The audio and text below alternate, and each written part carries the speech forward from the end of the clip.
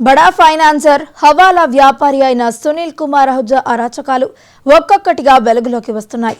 దౌర్జన్యంగా భూములు కాజుస్తున్న వీడియోలను బాధితులు స్వయంగా బయటపెట్టారు. సునీల్ కుమార్ అహూజా, అతని కుమారుడు ఆశీష్ కుమార్ అహూజాలు భూములకు స్వయంగా వెళ్లి బోర్డులు ఏర్పాటు చేసి అక్రమంగా కాజేస్తున్నారనే ఆరోపణలు ఉన్నాయి. ఫైనాన్స్ పేరుతో డబ్బులు ఇచ్చి షూరిటీగా విలువైన భూములను జేపీఏలు లేదా రిజిస్ట్రేషన్లు చేయించుకొని కాజేయడం సునీల్ కుమార్ అహూజా నైజంగా కనిపిస్తోంది. ఇప్పటికే భారీ నిర్మాణ సంస్థలను మరియు రియల్ ఎస్టేట్ వ్యాపారాలను మోసం చేసిన సునీల్ కుమార్ అహూజా బాధితులు ఒక్కొక్కరిగా ధైర్యంగా ముందుకు వచ్చి తమ గోడును వెళ్లబోస్తున్నారు. సైబరాబాద్ ఈఓడబ్ల్యూ పోలీసులకు సునీల్ కుమార్ అహూజా, ఆశీష్ కుమార్ అహూజాలపై భారతీ బిల్డర్స్ ఫిర్యాదు కూడా చేశారు.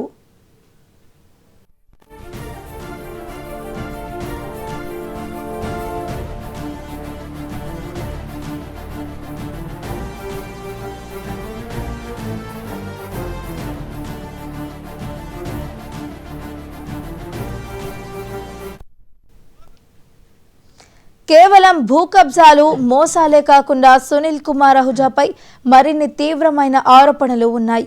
ముఖ్యంగా ఏపీ లిక్కర్ స్కామ్లో హవాలా ద్వారా భారీ రాకెట్ నడిపినట్లు అతడిపై ఆరోపణలు ఉన్నాయి.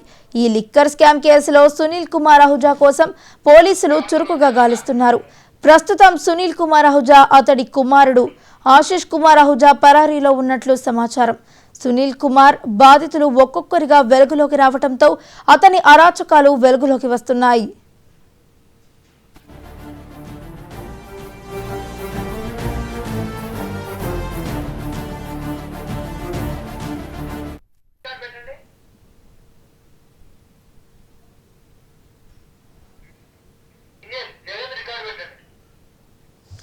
బడా ఫైనాన్సర్, హవాలా వ్యాపారి అయిన సునీల్ కుమార్ అహూజా అరాచకాలు ఒక్కొక్కటిగా వెలుగులోకి వస్తున్నాయి.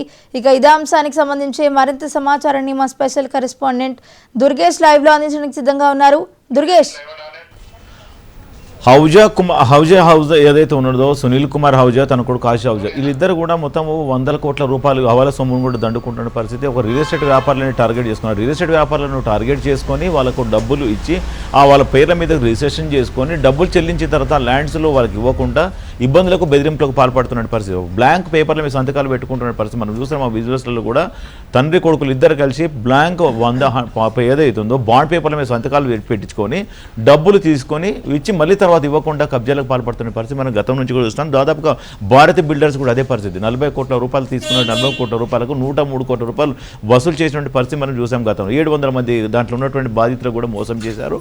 ఇటువంటివి వెలుగులకు ఒక్కొక్కటి వస్తున్న పరిస్థితి. ఈయన ప్రస్థానం మొదలైంది కేవలం కోటిలో ఉన్నటువంటి ఒక చిన్న బట్టల కొట్టు, హౌజా బట్టల కొట్ట ఏదైతే ఉన్నదో అక్కడి నుంచి మొదలైనటువంటి హౌజాకు సంబంధించినటువంటి చూస్తే కోటిలో చిన్న షాప్, తన అన్నదమ్ములు కూడా ఇద్దరు కలిసి చిన్న షాప్ పెట్టి ఆ షాపులో కూడా పాత వాహనాలు ఏదైతే టూ వీలర్ ఫైనాన్సులు ఇచ్చినటువంటి మొదలుకొని ఈరోజు పెద్ద పెద్ద రియల్ ఎస్టేట్ వ్యాపారస్తులనే మొత్తం ఒక హవాలా సొమ్ముతో పాటు కూడా ఈ రియల్ ఎస్టేట్ వ్యాపారాలను టార్గెట్ చేసుకొని అధిక వడ్డీ ఇస్తున్నటువంటి పరిస్థితి మనం చూస్తాం. ఒక బ్లాంక్ పేపర్లో సంతకాలు పెట్టించుకొని ఆ ల్యాండ్లో కబ్జాలు చేస్తూ వాళ్ళ పేర్ల మీదకి రిజిస్ట్రేషన్ చేసుకొని మిగతా ఏదైతుందో ఆ ల్యాండ్ తిరిగి వాళ్ళకి ఇవ్వకుండా బెదిరింపు పాల్పడుతున్న పరిస్థితి చూస్తాం. ఇప్పుడు హైదరాబాద్ నగరంలో ఉండకుండా వాళ్ళు విదేశాల్లో తలదాచుకున్న పరిస్థితి కనిపిస్తుంది. ఎందుకంటే ఆల్రెడీ ఇప్పటికే హైదరాబాద్ కానీ సైబరాబాద్ కానీ పోలీసులు కేసు నమోదు చేసుకోరు. ఆల్రెడీ ఈఓడబ్ల్యూ కూడా కేసు నమోదైనటువంటి పరిస్థితి చూస్తాం. ఇప్పుడు కేవలము భారత్ బిల్డర్స్కి 700 మంది బాధితులు ఉన్నటువంటి పరిస్థితి. ఆ 700 మందికి దాదాపుగా అందరికి కూడా ఒక్కొక్కరు కూడా చూస్తే వాళ్ళ పరిస్థితి చూస్తే నానా అవసరం పడుతున్న పరిస్థితి. అదేవిధంగా ఒక మహిళలు కూడా అమాయకంగా అమెరికాలో ఉంటుంది. ఆమెకు సంబంధించినటువంటి ఇల్లును కూడా కబ్జా చేసినటువంటి పరిస్థితి. దాదాపుగా 30 కోట్ల రూపాయల ఇల్లు ఉంది తీసుకొని దాదాపుగా 80 కోట్ల ప్రాపర్టీని ఆయన కబ్జా చేశాడు. ఆ ఇల్లు అంతా కూడా అమ్ముకోవడం, ఇదంతా కూడా అత్తపూర్లో ఇల్లు అమ్ముకోవడం. ఇటువంటిది ఒక్కొక్కటి బయటపడుతున్నటువంటి పరిస్థితి చూస్తూ ఉన్నాము. ఇదే కాకుండా ఈ యొక్క భారతీ బిల్డర్ కాకుండా ఇటువంటి బిల్డర్స్ కూడా చాలామంది రియల్ ఎస్టేట్ వ్యాపారులు అవుతున్నారు. చాలా వందలకు ఉన్నటువంటి పరిస్థితి. వాళ్ళ దగ్గర నుంచి కూడా ఎకరాల కొద్ది కూడా రాసుకొని ఆ అమౌంట్ అంతా కూడా ఇవ్వకుండా మళ్ళీ తిరిగి ఆ ల్యాండ్ ఇవ్వకుండా ఇబ్బందులకు గురిపెడుతున్నారని కూడా మనం చూస్తున్న పరిస్థితి. అదంతా కూడా వీళ్ళు విదేశాల్లో ఉన్నారు, అమెరికా కరేబియన్ దీవులలో ఉంటూ బెంగళూరు తన విల్లాలో ఉన్న పరిస్థితి. ఆ విల్లాలో కూడా ఉండకుండా ఒక ఓటర్ పోలీసులు రైడ్ చేస్తున్నారని పక్కా సమాచారం అందుతుంది. అంటే పోలీస్ డిపార్ట్మెంట్లో మనకు ఎవరు సహకరిస్తున్నారు, రాజకీయ నేతలు ఎవరు సహకరిస్తున్నారు, సినిమా పరిశ్రమలు కూడా తనకి ఎవరు సహకరిస్తున్నారు, దానిపైన కూడా పోలీసులు ఆరాధిస్తున్నటువంటి పరిస్థితి ఉన్నది. ప్రస్తుతానికైతే ఒక వ్యక్తి అయితే హైదరాబాద్ నగరంలో సినిమా ఇండస్ట్రీలో ఉన్నటువంటి వ్యక్తి కూడా తనకి ఎక్కువ సపోర్ట్ చేస్తున్నట్టు కూడా బాధితులు చెప్తున్న పరిస్థితి. తను ఎవరు మాట్లాడుతారు, ఎవరెవరు ఎక్కడ పనిచేస్తున్నారు, ఎవరు ఎప్పుడు మీకు పోలీసులు రైడ్ చేసబోతున్నారని కూడా తిని సమాచారం ఇస్తే ఆ సమాచారం బట్టే తను తలదాచుకుంటున్నట్టు కూడా తెలుస్తున్నటువంటి పరిస్థితి. ఆ సినిమా పరిశ్రమలో ఎవరు అన్న దానిపైన పోలీసులకు తెలుసు, అయినా కానీ పోలీసులు ఆ సినిమా ఇండస్ట్రీలో ఉన్నటువంటి ఒక ప్రముఖ నిర్మాత ఎవరు అనేది కూడా పోలీసులు తెలుసు. మరి నిర్మాతను పట్టుకుంటే ఔజో వస్తాడు, మరి నిర్మాతను పట్టుకోలేకపోతున్నారు అని చెప్పేసి బాధితులు వాపోతున్న పరిస్థితి కనిపిస్తుంది. ఎవరికాలుగా తన కోటిలో ఉన్న చిన్న షాపు నుంచి ప్రస్థానం మొదలుపెట్టినటువంటి ఆ ఆశీష్ ఔజా సునీల్ కుమార్ ఎవరైతే ఉన్నారో తను విదేశాల్లో కూడా డబ్బు అంతా ఒక సూట్ కేస్ కంపెనీలు ఒక మాఫియాగా ఏర్పడి తను ఒక డ్రగ్స్ మాఫియాతో కానివ్వండి, లిక్కర్ మాఫియాతో ఇవన్నీ లింకులు పెట్టుకొని హవాలా సొమ్ము నడిపిస్తున్న పరిస్థితి ఉన్నది. గతంలో కూడా హవాలా సొమ్ము కూడా పట్టుకున్నటువంటి నేపథ్యంలో తిన ఆనిడి ఉన్న చేతులు కూడా ఉన్నాయి. ఆ అమౌంట్ ఎక్కడ పంపిస్తున్నారని కూడా చెప్పలేని పరిస్థితి గతంలో కూడా చూసాము.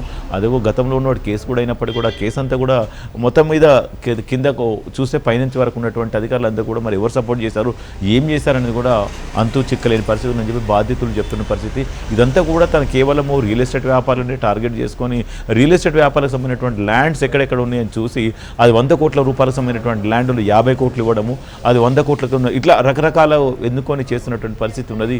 ఇప్పుడు కేవలం ఇక్కడ ఇది కాకుండా సిటీ అవుట్స్కట్లో ఉన్నటువంటి ఇల్లులు కానీ హౌసెస్ కానీ విల్లాలు కానీ ఇవన్నీ కూడా 50 కోట్ల రూపాయలకు సంబంధించిన అవసరం ఉందనుకుంటా. దాదాపుగా 300 కోట్లు 400 కోట్ల ప్రాపర్టీని తన దగ్గర కుదోబెట్టుకుంటే తన పేరు మీదకి రిజిస్ట్రేషన్ చేయించుకుంటున్నాడు. అంటే డాక్యుమెంట్ అంతా కూడా లీగల్గా ఉన్నటువంటి డాక్యుమెంట్ అంతా క్రియేట్ చేసి వాళ్ళ పేర్ల మీదకి మార్చుకొని మళ్ళీ ఇంకా డబ్బులు అంటే 50 కోట్ల రూపాయలు ఇస్తే 100 కోట్లు తీసుకుంటారు, 100 కోట్లు ఇస్తే 250 కోట్లు ఇట్లా డబ్బులు తీసుకొని అందరికీ కూడా శటకోపం పెడుతుందని చెప్పి ప్రధానమైన ఆరోపణ ఉన్నప్పటికీ కూడా ఈ డబ్బంతా కూడా హవాలా సొమ్ము అంతా కూడా కానివ్వండి, డబ్బంతా కూడా ఆంధ్రప్రదేశ్ లిక్కర్ స్కామ్ కేసులో కసిరెడ్డితో కూడా 100 సందర్భాల్లో తిని మాట్లాడారు అనేది కూడా అభియోగం ఉన్నటువంటి పరిస్థితి.